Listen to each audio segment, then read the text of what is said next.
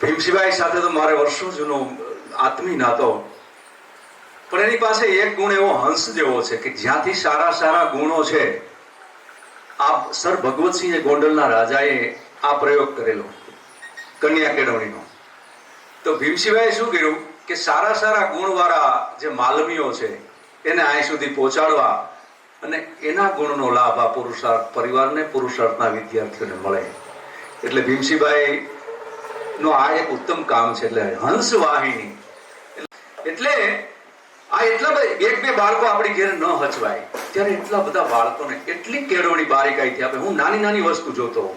ઘણી વખત બાળકો સાથે સંવાદ કરે. નવા બાળકો આવ્યા હોય તો એની સાથે એને આજુબાજુમાં ફરવા લઈ જાય વાતાવરણ. કારણ કે મા બાપને ચિંતા થતી હોય કે આપણે ત્યાં રેઢા તો મૂક્યા, કોઈથી રેઢા નથી મૂક્યા. પણ એ વાત થોડીક એ વાયરસ જેવી છે. એ ભીમસિંહભાઈ કીધું ને કે આ રીતે વાલીઓએ શરૂઆતમાં કીધું, પણ હકીકતે એ થોડીક ક્યાંક અજ્ઞાનતા છે આપણી. તો એવી નાની નાની કેળવણી પણ અહીંયા અપાય છે. કળાઓથી માંડી નૃત્ય, નાટ્ય, કળાઓ, રમતો.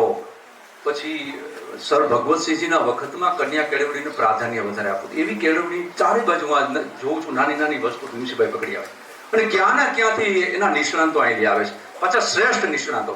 ક્યારેય ગુરુ નબળો ન હોવો જોઈએ, ગુરુ સબળ હોવો જોઈએ. હું જયારે મારા દીકરીની બધે એડમિશન લેવા માટે મેડિકલ કોલેજમાં બધે જતો હતો, પણ પહેલા ધોરણમાં જયારે ગયો ત્યારે સ્કૂલની બિલ્ડિંગ તો આલીશાન હોય, 5 હાથ પૂરો હોય અને દેખાવમાં આપણે અમિતાભ બચ્ચન જેવો હોય, પણ તોતડું બોલતો હોય તો શું કામનો.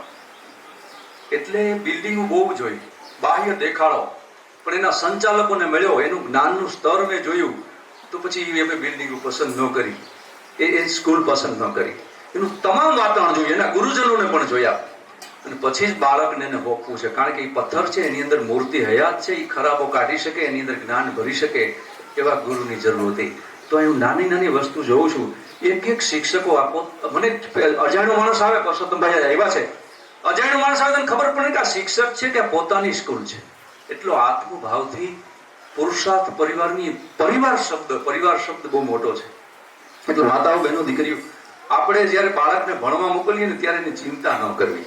કારણ કે એ જવાબદારી ભીમસિંહભાઈ લઈને બેઠા છે અને આવી જવાબદારી કોઈ સંચાલક લે નહીં. હું ચારેય દિશાની સ્કૂલ કોલેજોમાં બહેનો છું, પણ એ જે દિલથી બાળકોને કેળવણી. અમારે જયારે માંગડાવાળા અહીંયા નાટક થયું ત્યારે એનો ખર્ચો બહુ લોટ ખર્ચો આવે. ત્યારે અમારે એક બસ પણ અહીં દાનમાં મળી અમેરિકાથી, પણ એના થોડાક રૂપિયા ભરવાના હતા. એટલે અમે ઓફિસમાં બેઠા બેઠા ચર્ચા કરતા તો બેંકના સાહેબે કીધું, સ્પીકર હતું, કે તમારા ખાતામાં 500 રૂપિયા નથી ભીમસિંહભાઈને. એટલે મેં ભીમસિંહભાઈને કીધું, મેં કીધું આ તે આપણે ખર્ચ કરીએ છીએ આમ તેમ. મને કે આ ખર્ચ નથી, રોકાણ છે. આ બાળકો પાછળ જે ખર્ચ કરું છું એ રોકાણ છે અને મારા બાળકો જેટલા જ આ બાળકો મને વાલા છે. આ દિલના શબ્દો. આ એટલું બોલ્યા ને ત્યારે એની આંખમાં જળજળિયા હતા. મિત્રો, એનો સાક્ષી છું અને હજી સુધીમાં આપણે ક્યાંય બંધાણા નથી, પણ પહેલી વાર આને દોરો બાંધી દીધો છે. એટલે એનો આત્મભાવ છે કે અમારે અહીં કંઈક આપવું છે. કે અહીંયા જે વાતાવરણ છે એવું ક્યાંય જોવા નથી મળ્યું. અહીંયા આતંક રાજી થાય છે. આ વિદ્યાર્થીઓ એટલા દિલથી ભણે છે, એટલું નવું નવું શીખે છે, એટલું એના જીવનમાં કામ આવે. ડિગ્રીઓ કંઈ કામ નહીં આવે, પણ ડિગ્રી સાથે જે કેળવણી છે ને જે જીવનના પરમ વધુને પામવા માટે, જીવનની સમજણો પામવા માટે, એ અહીંથી બધી પ્રાપ્ત થાય છે. એટલે મારી પાસે જે જ્ઞાન છે એના માટે શું કરી શકાય કે મને રેડિયો પાસ કરતા 5 વર્ષ લાગ્યા અને દૂરદર્શનના પહોંચતા 12 વર્ષ લાગ્યા. તો અહીંના બાળકોને આપણે આવું જ્ઞાન આપીએ, કારણ કે અહીંના ટેલેન્ટેડ બાળકો. બાકી તો સ્કૂલ કોલેજોમાં અમે બાળકો જોયા હતા, કારણ અહીં વાતાવરણ એવું આપવામાં પૂરું પાડવામાં આવે છે. બધી સ્કૂલોમાં વાતાવરણ પૂરું પાડવામાં આવતું નથી. અમે બરોબર જોયું છે. ત્યારે મેં એક સાહસ કર્યું, કારણ કે દૂરદર્શનનો હું પરમેનન્ટ આર્ટિસ્ટ. મને દિલ્હીથી એની ઓથોરિટી મને એટલી મળી કે તમે બહારના કલાકારો લાવી શકશો એટલી ઓથોરિટી મને આપો, પણ વિદ્યાર્થીઓને ન લઈ જઈ શકીએ, કારણ કે એને પાસ કરવી પડે પેલા સ્વર પરીક્ષાઓ. એટલે મેં સાહેબ મને ઓથોરિટી આપવી હોય ને આર્કાઇવલ રેકોર્ડિંગ કરવું હોય તો જ આપણે રેકોર્ડિંગ કરવું છે, નહીં તો રેકોર્ડિંગ કરવું નથી. એટલે અમારા ગીતોનું રેકોર્ડિંગ મારે લલિતાબેન અમે બે પરમેનન્ટ એના આર્ટિસ્ટ છીએ લોકસંગીતના. એટલે અમે દીકરીઓને અહીં તૈયાર કરી. તો એટલું સરસ આર્કાઇવલ રેકોર્ડિંગ. એટલે ભારત દેશ જીવે ત્યાં સુધી સ્ટોરેજ રહીએ. એ દીકરીઓની 5મી પેઢી પણ એ અવાજ ને એનું ચિત્ર જોઈ શકશે. અને 45 દેશમાં પ્રસારણ હોય અને કોન્ટ્રાક્ટ લેટર આવે એની નીચે લખેલું હોય કે ભારત કે રાષ્ટ્રપતિ કે લીએ ઓર ઉનકી ઓર સે. પહેલી વખત જો સૌરાષ્ટ્રમાં કોઈ સ્કૂલની દીકરીઓ દૂરદર્શન સુધી ગઈ હોય તો એ પુરુષાર્થ શૈક્ષણિક સંકુલની દીકરીઓ છે. ત્યાર પછી ગુજરાતની એક મોટામાં મોટી ચેનલ પ્રાઇવેટ ટીવી હમણાં શરૂ થઈ રહી છે, લોન્ચ થઈ રહી છે, જીટીવી વાળાની અમદાવાદની અંદરથી. અત્યારે એનું સેટઅપ હાલે છે. અને છેલ્લે અમારો એક કાર્યક્રમ, હવે અમારે છેલ્લો જ એક કાર્યક્રમ છે, પછી અમે વિદ્યાર્થીઓને, કારણ કે આગળનું ધોરણ આવે એટલે અમને થોડુંક એ રીતે એને લાભ મળે એ રીતે ખંભાળિયામાં અમે આયોજન વિચારી રહ્યા છીએ. અને સેટેલાઇટ ટીવી આખું ત્યાં આવશે ને 80 દેશમાં એ નાટકનું પ્રસારણ હશે.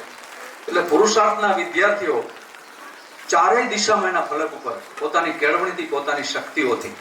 અને ત્યાર પછી આવે છે સંગીત અને સાહિત્યની વાત. કુમન બાપુ રાજકોટના ખૂબ સારા સંગીતકાર, નિષ્ણાંત છે. મેં 1 વર્ષથી સુધી એને કીધું કે ભાઈ પુરુષાર્થ શાળામાં તમે સંગીત શીખવાડવા માટે આવો ને, ભલે પગાર માગો એ આપશો. કે જેની પાસેથી હેમંત ચૌહાણ ને લલિતાબેન જેવા મોટા મોટા કલાકારો, હેમુ ગઢવીના દીકરાઓએ જ્ઞાન લીધું છે. તો વર્ષથી સુધી મેં રિક્વેસ્ટ કરી કે આઘું બહુ થાય, 4 કલાક તો મુસાફરી કરવી પડે રાજકોટથી આવીએ એટલે એની બધું જોઈ લીધું. પણ વર્ષથી પછી મેં એને કીધું કે એકવાર આવો ને, પછી નો મજા આવે તો ના પાડી દેજો. અને કુમન બાપુ આજે લગભગ 6 મહિના થયા તો ભીમસિંહભાઈ આવે છે.